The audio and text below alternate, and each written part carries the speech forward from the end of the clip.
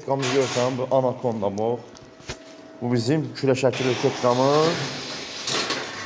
Çöldəki aparatımız. Anacondanın setkası. Zeyni bunu kəssən, böyük daha 1 santı. Kəs inşallah yoxlayaq orada. Bulundu. Aparatımız. Bu aparatdan bir dənə gəldi. Bu aparatdan bir dənə varımız idi burada.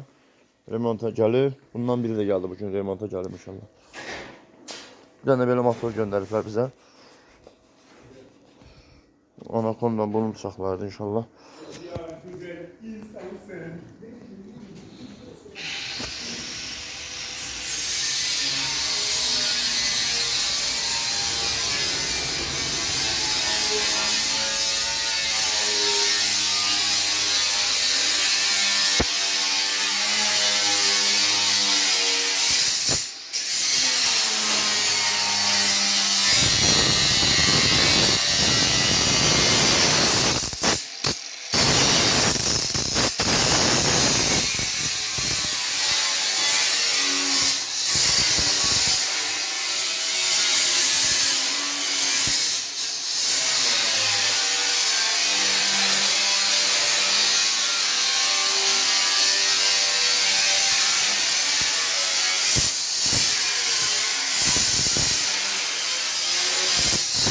Honda'nın